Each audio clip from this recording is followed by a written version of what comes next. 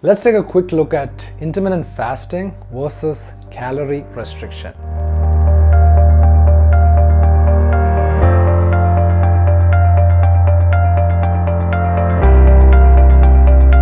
Hi guys, Cherian Kappen here, founder of Ytalife.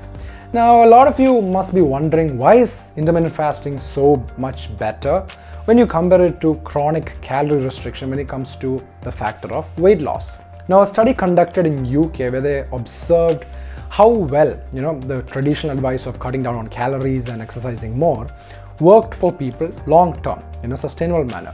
They found that it worked for 1 in 210 obese men and 1 in 124 obese women.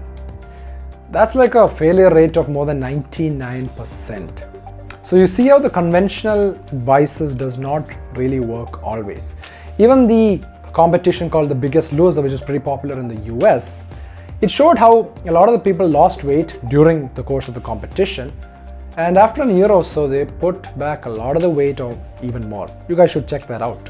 So why doesn't chronic calorie restriction work? Well, it's quite simple. When you cut down calories, the body is not getting the energy that it used to get. Energy. Focus on the words that I'm saying. The body does not get the energy that it usually gets. And so how does the body respond? It gets fearful. Oh no, I need my energy. So what does the body do? It increases your hunger and reduces your metabolism. And that is why we plateau after calorie restriction, and then we have to cut down more calories because the metabolism is like dwindling down. Now, intermittent fasting on the other hand, sure, you must be wondering, well, if the body is not getting energy, isn't fasting like starvation? You're not giving any energy at all. Good point, but here's what really happens when you fast. When you're fasting, a lot of hormonal changes are happening. When you chronically restrict calories, you're still eating meals, probably 6 meals or 3-4 meals throughout the day, right? So when you keep eating food, you're still spiking insulin. Now, disclaimer, this depends on the kind of food that you're eating. If it's a high fat, moderate protein, very low carb kind of meal, it's not going to spike the insulin as much. That being said, coming back to my point, so when you eat 6 meals a day or throughout the day, even if it's low in calories, you're still eating food, and this spikes insulin. And if insulin is elevated continuously, what happens? Well, that's what causes insulin resistance, which leads to diabetes and obesity and a lot of other diseases, right? Fasting solves that. How? When you fast, there is really nothing to spike the insulin directly, and so the insulin goes down gradually. When insulin goes down and it's able to come to its stable point, you're actually reversing your insulin resistance. When this happens, your body starts using your body fat for energy, and boom, there's suddenly energy again. And when there is energy again, your body starts revving up, the metabolism actually increases. It's pretty amazing how our bodies actually work, right?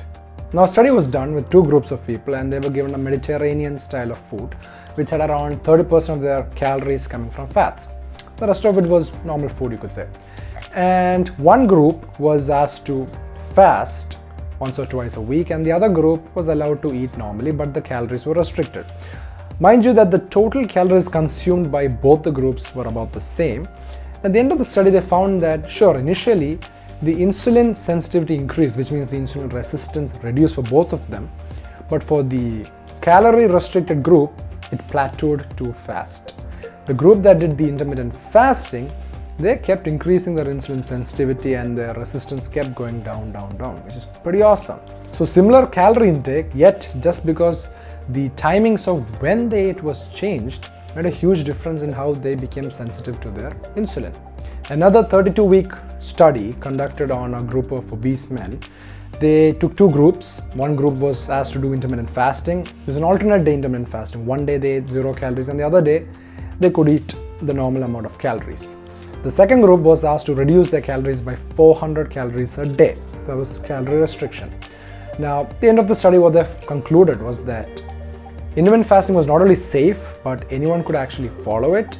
And moreover, the group that did intermittent fasting lost more weight, and that too, your visceral fat was lost. Now, visceral fat is the fat that's around the organs, which is the most dangerous kind of fat.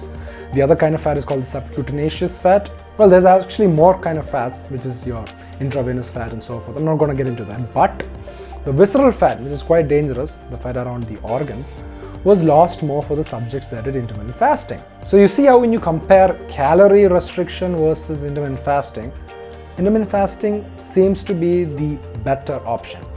But as always, if you feel that it's not for you, if you feel like cutting down on calories is better, well, it's quite subjective. I'm giving you the science behind everything so that you guys can take the informed decision on what to do.